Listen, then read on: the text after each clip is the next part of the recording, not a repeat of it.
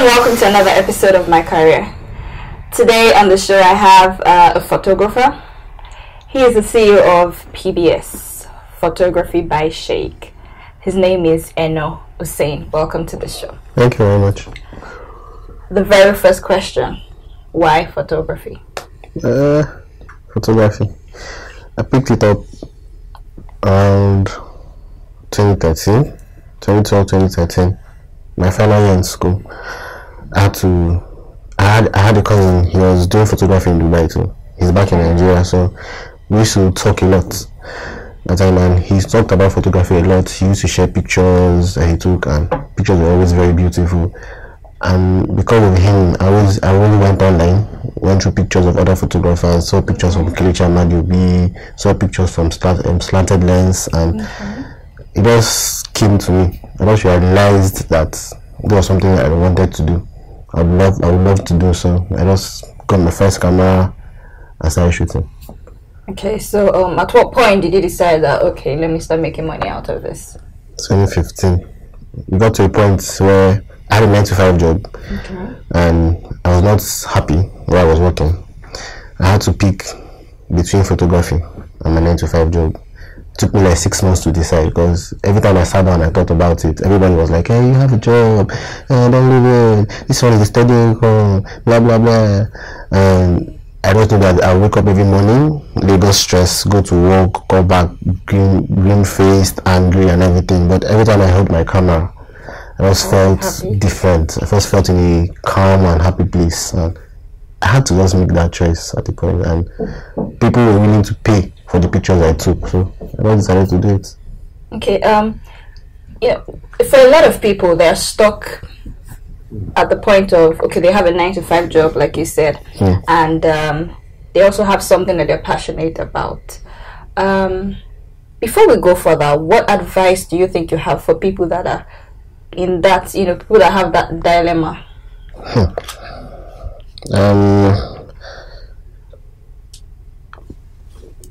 The thing with 9-to-5 jobs are, it's not everybody that's supposed to be an entrepreneur, and it's not everybody that's supposed to have a 9-to-5 job. If you're miserable where you are, you would never achieve happiness. The thing about life is you also have to be happy, no matter what you do. If you work as a bank manager, you have to be happy at the job you do. If you work as a teller, you have to be happy. If you sell tomatoes, you also have to be happy. If you're a photographer, you have to be happy. So I think at the end of the day, you need to decide what makes you happy. Try and monetize that thing that makes you happy. And you make money, you make a living, and you're happy at what you're doing. That's when passion comes in. But a lot of times people try to make it look as if there's no choice. You get, okay, you might be good at making bags, handmade bags, and you love doing this thing. Then you work at a bank, and the bank pays you, like, let's say 120,000 naira or 150,000 naira at the end of the month. Then you now sit down and start calculating, okay, I need this 150,000 naira to do this, to do this, to do this, to do this.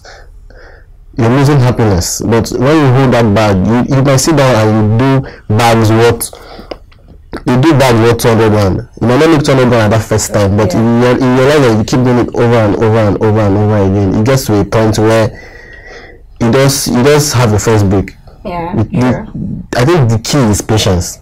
No matter what you do, the key is just patience. If you're patient enough, you get to that point where you can make a reasonable amount of money from whatever you do. So as a photographer, do you think you have reached that point where you can say, yes, I've arrived or something? Not arrived yet. I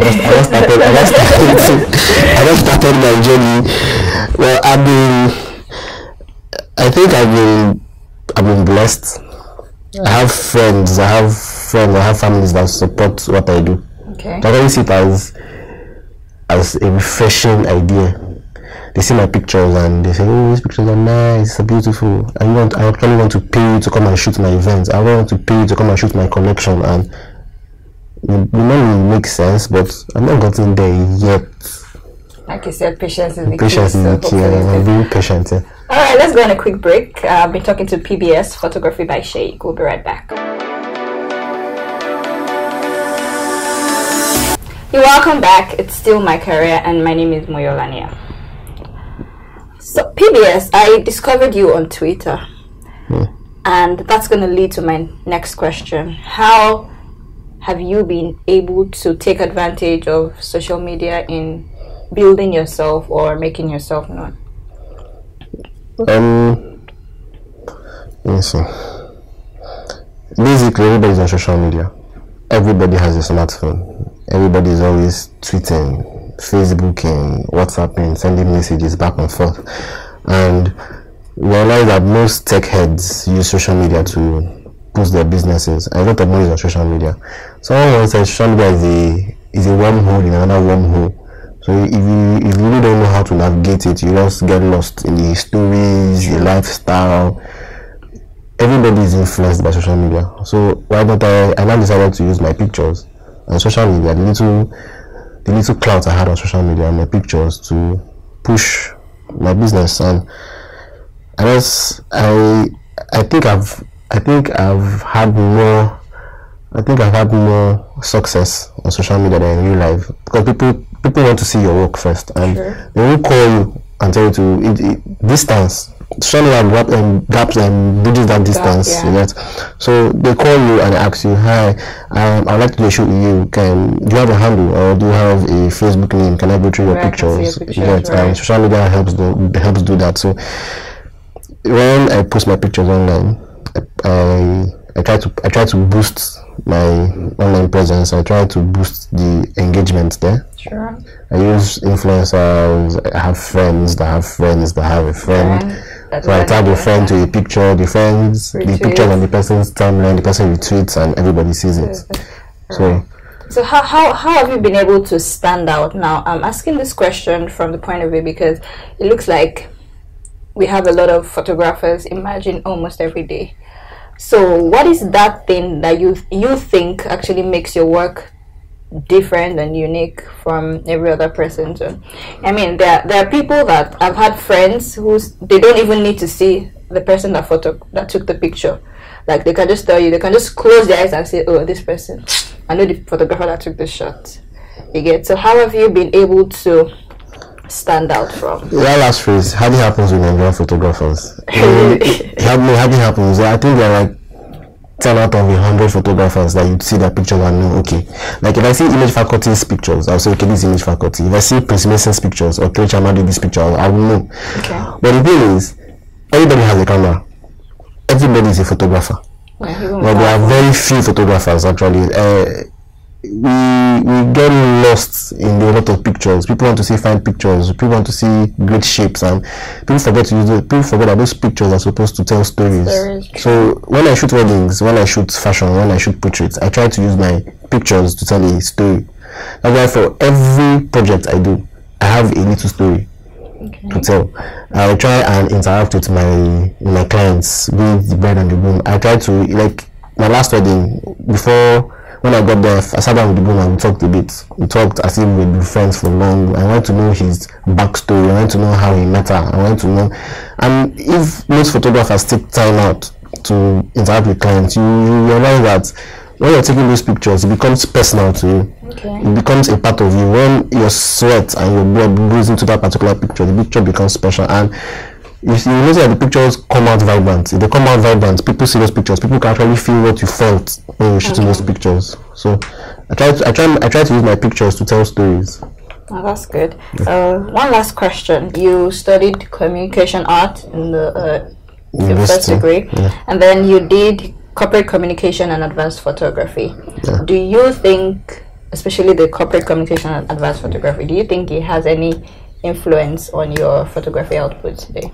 Yeah, it does. When I decided to do my masters, I went to corporate communications. When I got there, because I already started work and I was working in the corporate communications department, so I thought it was logical to do something corporate. So when I got to Canada and I started my masters, and I realized that most corporate communication departments in Nigeria have to outsource photography. True. And they spend a lot of money outsourcing photographers to come and shoot their products, come and shoot their events and everything. So, and I had a little background in photography, so I decided to, okay, why don't I just add advanced photography as a minor to this master's program? And when I started, I got working in a studio, and just learned a lot. I grabbed all I could grab in lighting, composure, and everything. And when I came back and I had to choose, it was just easy for me to make that choice because I knew I had a background in photography. I held a camera before. I knew the basics of photography, so I think it influenced me. Yeah. All right, thank you very much. It's been nice talking to you. You're welcome. So, if you have any events, you can just hit him up on social media. What's your social media handle? My social media on Twitter is at chic_enoboi, SHEIKH_ENOBOI. On Instagram is the same handle. All right, thank you very much. Join me again on another episode of My Career. Till then, I am Moyo Vania.